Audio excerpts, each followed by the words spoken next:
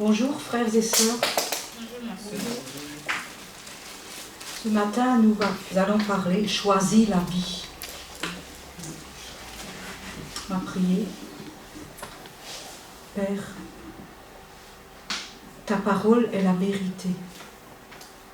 Et nous voulons nous attacher à cette parole, à cette vérité.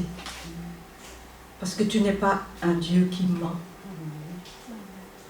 Et nous voulons vraiment suivre ce chemin de vie, marcher sur ce chemin de vie que tu ouvres devant nous.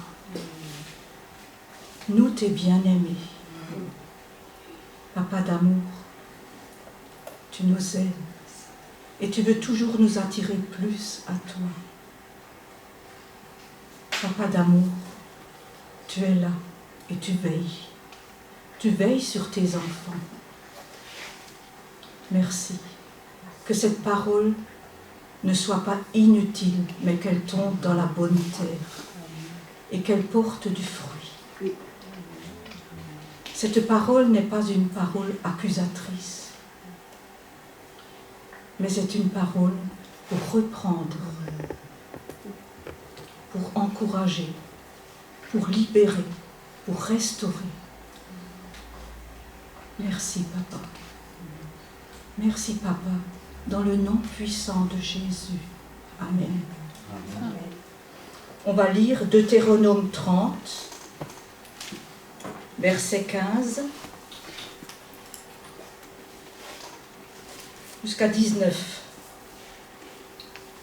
Deutéronome 30, verset 15 jusqu'à 19. Vois, je mets aujourd'hui devant toi la vie et le bien, la mort et le mal, car je te prescris aujourd'hui d'aimer l'Éternel, ton Dieu, de marcher dans ses voies et d'observer ses commandements, ses lois et ses ordonnances, afin que tu vives et que tu te multiplies, et que l'Éternel, ton Dieu, te bénisse dans le pays dont tu vas entrer en possession. Mais, il y a toujours un mais. Mais si ton cœur se détourne, si tu n'obéis point, et si tu te laisses entraîner à te prosterner devant d'autres dieux et à les servir, je vous déclare aujourd'hui que vous périrez, que vous ne prolongerez point vos jours dans le pays dont vous allez entrer en possession après avoir passé le Jourdain. J'en prends aujourd'hui à témoin contre vous le ciel et la terre. J'ai mis devant toi la vie et la mort, la bénédiction et la malédiction. Choisis la vie afin que tu vives, toi et ta postérité.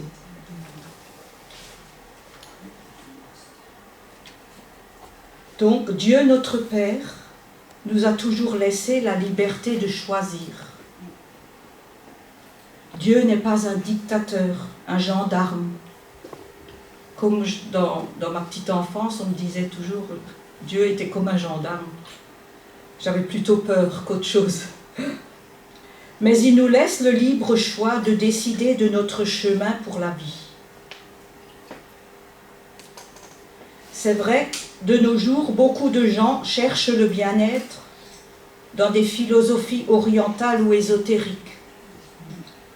Même, malheureusement, certains chrétiens.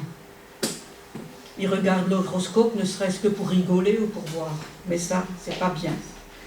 En faisant cela, ils tournent le dos à Dieu et le sacrifice de Christ n'a plus de valeur pour eux, puisqu'ils cherchent quelque chose de plus puissant, donc ils nient la puissance de Dieu. C'est se détourner du vrai Dieu pour aller vers des faux dieux. C'est ce que la Bible appelle l'adultère spirituel.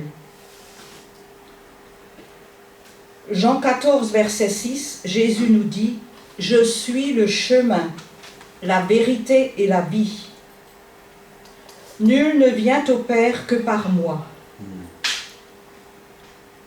Ces fausses religions reconnaissent plusieurs dieux, pratiquent l'adoration des idoles sous toutes ses formes et enseignent que les êtres humains peuvent se suffire à eux-mêmes car ils sont des dieux. On va peut-être prendre aussi Deutéronome 18, qui est important, très important, de 9 à 14. Oh, on va tout lire.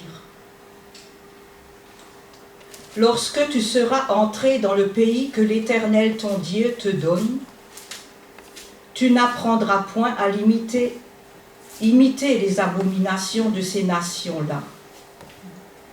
Qu'on ne trouve chez toi personne qui fasse passer son fils ou sa fille par le feu, personne qui exerce le métier de devin, d'astrologue, d'augure, de magicien, d'enchanteur, personne qui consulte ceux qui évoquent les esprits ou disent la bonne aventure, personne qui interroge les morts. Car quiconque fait ces choses-là est en abomination devant l'Éternel. Et c'est à cause de ces abominations que l'Éternel, ton Dieu, va chasser ces nations devant toi. Tu seras entièrement à l'Éternel, ton Dieu, car ces nations que tu chasseras écoutent les astrologues, les devins, mais à toi, l'Éternel, ton Dieu, ne le permet pas. Alors, ceux qui interrogent les morts font tous aujourd'hui partie du spiritisme. Désolé, j'ai déjà entendu beaucoup de choses chez les chrétiens. Abomination est le mot hébreu le plus fort pour signifier que l'Éternel hait et rejette ces pratiques occultes. Et la personne qui fait ces choses-là s'expose à des démons. Si tel est ton cas, repens-toi. Jésus peut te libérer de ces choses-là et son précieux sang peut te laver de tout péché et de toutes les erreurs que tu as faites. J'ai mis devant toi la vie et la mort, la bénédiction et la malédiction. Alors ne t'étonne pas si tu te trouves dans un engrenage de problèmes qui n'en finit pas. Il y a des gens qui sont des fois dans des problèmes et on se demande pourquoi. Mais s'ils ont touché à ces choses-là, eh ben ça les poursuit. Je suis désolée. C'est écrit dans la parole, ça ne vient pas de moi. Hein. Je ne l'ai pas inventé. Hein.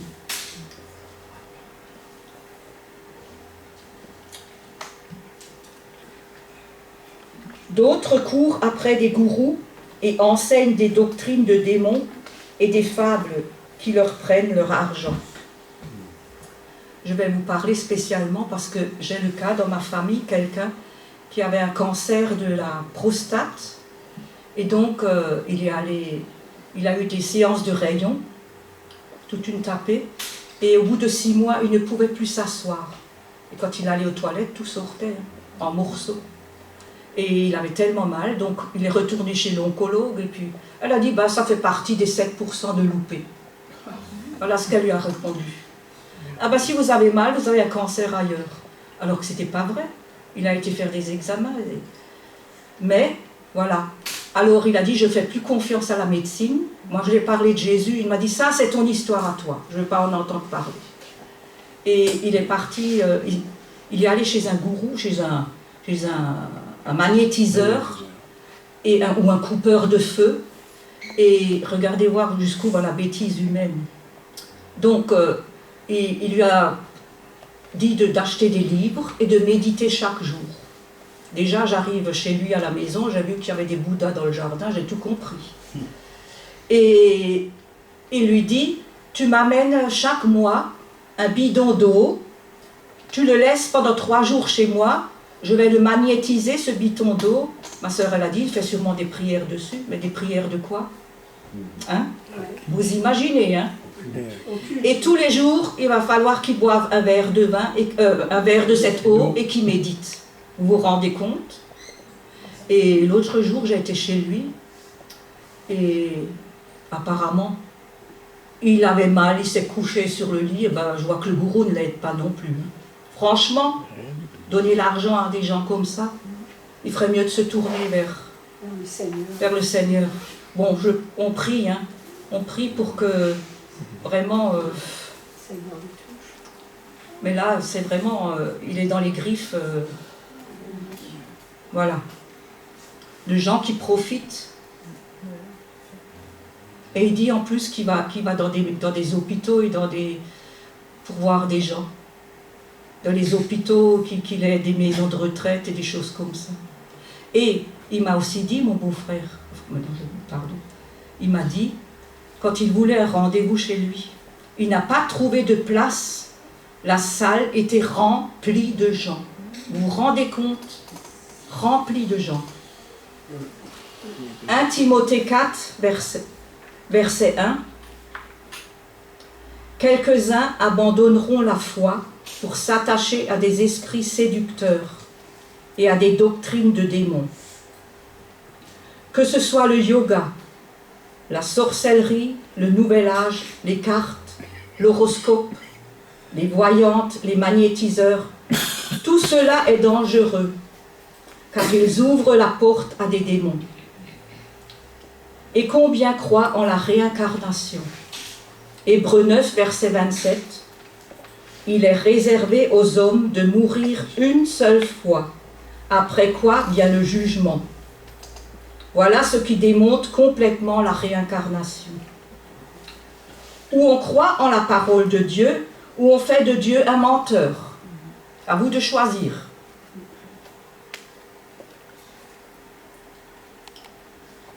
« 1 Jean 5, versets 10, 11 et 12. Celui qui croit au Fils de Dieu a ce témoignage en lui-même. Celui qui ne croit pas Dieu le fait menteur, puisqu'il ne croit pas au témoignage que Dieu a rendu à son Fils. Et voici ce témoignage que Dieu nous a donné, la vie éternelle, et que cette vie est dans son Fils. Celui qui a le Fils a la vie. Celui qui n'a pas le Fils de Dieu n'a pas la vie. Et combien de personnes n'ont pas l'assurance ni la certitude de leur salut? Mais parce qu'ils ne connaissent pas la parole de Dieu, ils n'ont pas de racines et ils ne sont pas ancrés dans la parole. Il faut se nourrir chaque jour de la parole. Se nourrir, ressasser, comment on dit, ruminer comme la vache. Vous voyez comment la vache elle fait. Voilà. Que cette parole remonte et qu'elle... Voilà. Éphésiens 4, versets 14 et 15. Que nous ne soyons plus des enfants flottants et emportés à tout vent de doctrine, par la tromperie des hommes, par leur ruse dans les moyens de séduction, mais que professant la vérité dans la charité, nous croissions à tous égards en celui qui est le chef, Christ. Ballotté à tout vent de doctrine, c'est comme un bateau sans gouvernail. Il va à la dérive et s'échoue. Éphésiens 4, verset 18. Ils ont l'intelligence obscurcie, ils sont étrangers à la vie de Dieu, à cause de l'ignorance qui est en eux, à cause de l'endurcissement de leur cœur. C'est comme cela que se comportent les païens, étrangers à la vie de Dieu, à cette vie véritable dont Dieu seul est la source, et sans laquelle l'homme est voué à la mort. Il y a deux causes de cet état d'ignorance, l'ignorance et l'endurcissement. Mais ce n'est pas ainsi que vous avez appris Christ, vous. Ce n'est pas ainsi que vous avez appris Christ. C'est Éphésiens 4, verset 20. Avoir appris Christ veut dire l'avoir écouté, se laisser instruire par lui, se laisser pénétrer de son esprit, vivre l'intimité avec lui, le dépouillement du vieil homme et se laisser revêtir de l'homme nouveau, se laisser renouveler dans votre intelligence, renoncer au mensonge et vivre en vérité avec son prochain.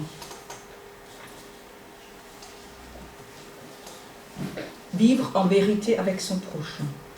On ne va pas vous caresser dans le sens du poil pour vous faire plaisir. Mais acceptez quand on vous reprend ou qu'on vous fait des reproches. Ne boudez pas et ne cultivez pas des racines d'amertume, des non-pardons qui entraînent souvent à la haine. Voyez ce qui se passe en ce moment avec les jeunes. Ils incendient les écoles, les mairies, ils pillent les magasins, ils brûlent les voitures. C'est vraiment un climat de guerre civile. Tout cela ne vient pas de Dieu. C'est orchestré par l'adversaire, qui est le diable. Détruire, casser.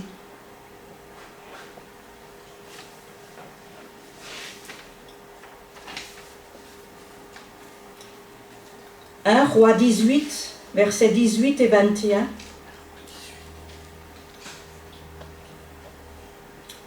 Élie reproche à Akab d'avoir abandonné les commandements de Dieu et d'être allé après les Baals. Et il dit au verset 21, « Jusqu'à quand clocherez-vous des deux côtés?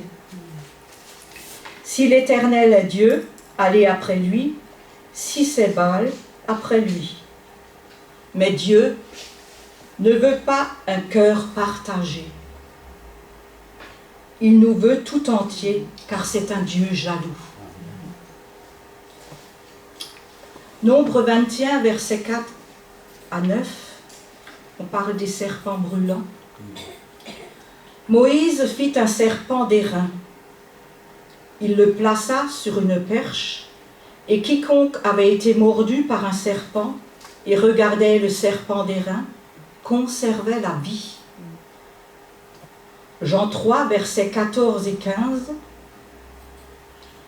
Comme Moïse éleva le serpent dans le désert, il faut de même que le Fils de l'homme soit élevé, afin que quiconque croit en lui ait la vie éternelle. Par le sacrifice de Christ, la porte du ciel nous est ouverte. Jésus a payé pour nos péchés. Tout est accompli. Mais quelle attitude devons-nous avoir? Philippiens 1, verset 27. Conduisez-vous d'une manière digne de l'évangile de Christ. Demeurez ferme dans un même esprit, combattant d'une même âme pour la foi de l'évangile. Philippiens 2, versets 3 et 5. Ne faites rien par esprit de parti ou par vaine gloire, mais que l'humilité vous fasse regarder les autres comme étant au-dessus de vous. Au verset 5, ayez en vous les sentiments qui étaient en Jésus. Manière digne de l'Évangile, c'est la fermeté et l'unité de la foi dans le combat. Éphésiens 4, versets 1, 2 et 3. Marchez d'une manière digne de la vocation, en toute humilité et douceur, avec patience, vous supportant les uns les autres avec charité, vous efforçant de conserver l'unité de l'esprit par le lien de la paix. La vocation à laquelle Dieu nous appelle, c'est de marcher dans la sainteté. Se supporter, c'est supporter les défauts du prochain. Il y en a, on en rencontre tous les jours, les défauts. L'unité de l'esprit n'est pas celle de l'esprit humain, mais bien celle qui est créée par l'Esprit de Dieu, agissant dans les chrétiens, par une même foi, une même espérance et un même amour. Romains 5, verset 5. Or, l'espérance ne trompe point, parce que l'amour de Dieu est répandu dans nos cœurs par le Saint-Esprit qui nous a été donné. Colossiens 1, verset 10.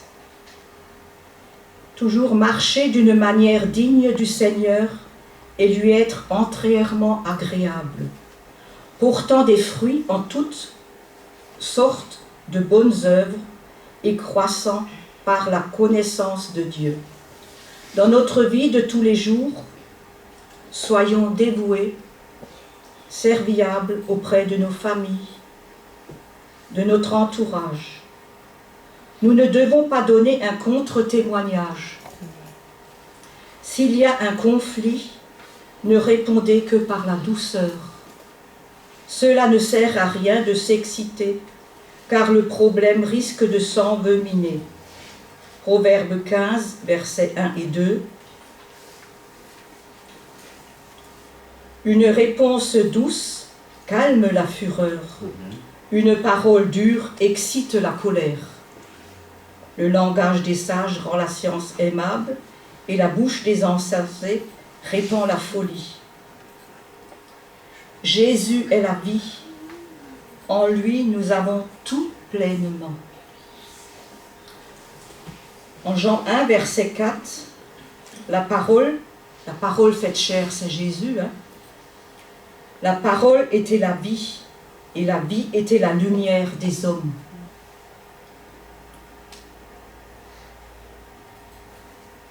On va aussi parler sur le discours du pain de vie.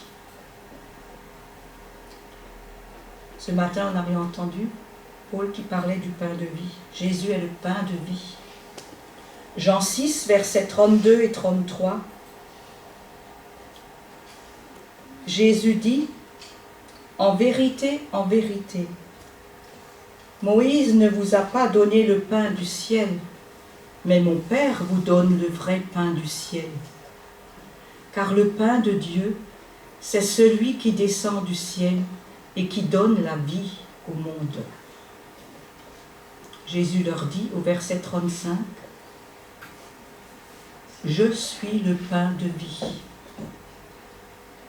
Celui qui vient à moi n'aura jamais faim, et celui qui croit en moi n'aura jamais soif. » Au verset 61, Jésus, sachant en lui-même que ses disciples murmuraient à ce sujet, il leur dit, « Cela vous scandalise-t-il »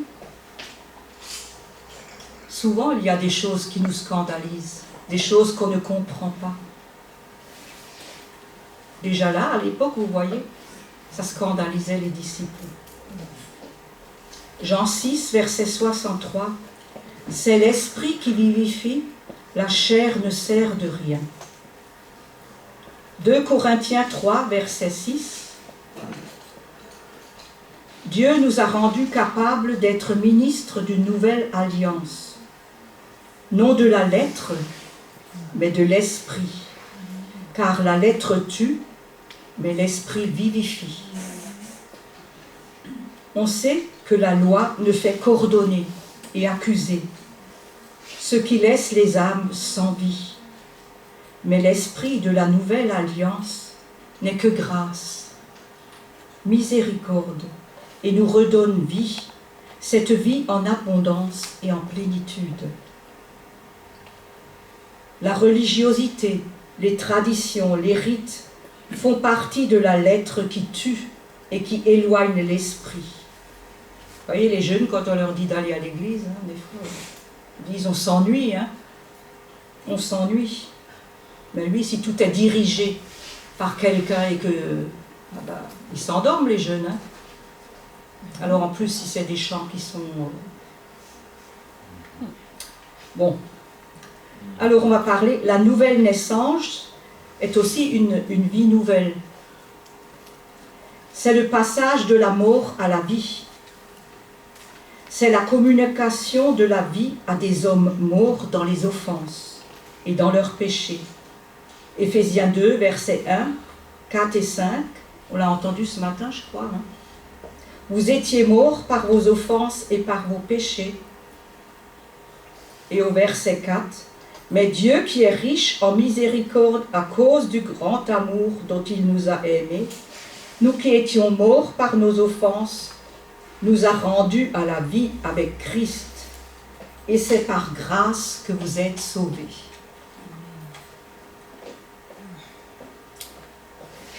Romains 8, verset 2. En effet, la loi de l'esprit de vie en Jésus-Christ m'a affranchi de la loi du péché et de la mort. Continuellement, nous avons à lutter contre cette loi du péché. Mais la puissance de l'esprit de vie est supérieure et elle triomphe sans cesse. Dieu nous a libérés de cette loi du péché. Il a payé pour nos péchés. Il nous a donné la vie, une vie nouvelle. Donc nous sommes vainqueurs du monde. Sache que le monde est en contradiction avec Dieu et il exerce constamment son influence pour nous attirer dans la désobéissance à Dieu. Je pense que vous l'expérimentez souvent, hein? Que ce soit à votre travail ou n'importe où. Hein? Jean 1 Jean 5, verset 4.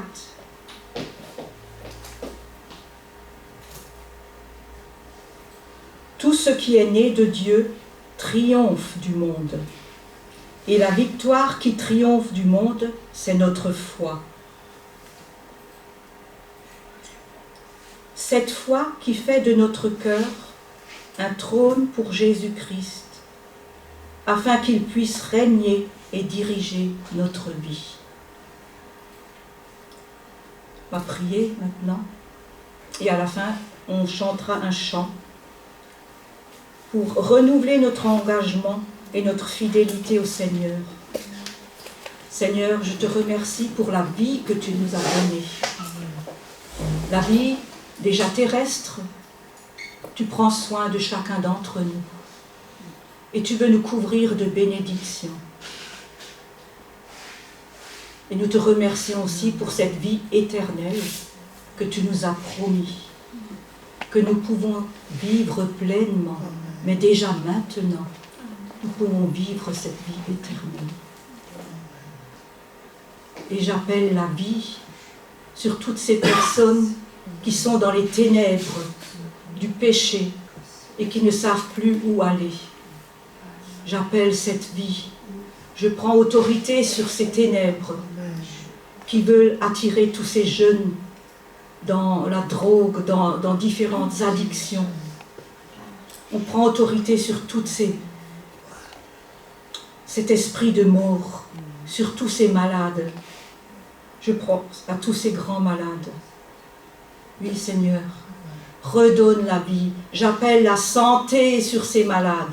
J'appelle la santé sur Esther, Seigneur. J'appelle la santé sur Doris. J'appelle la santé sur Sandrine.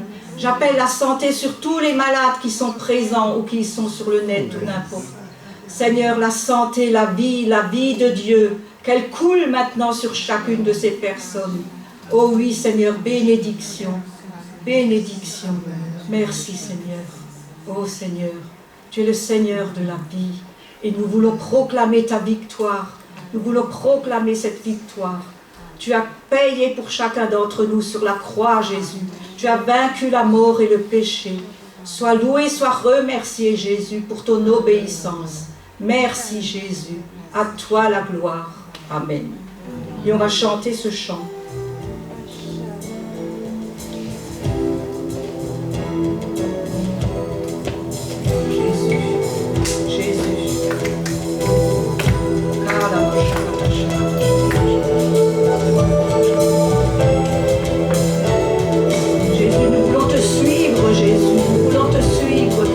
Chemin de vie.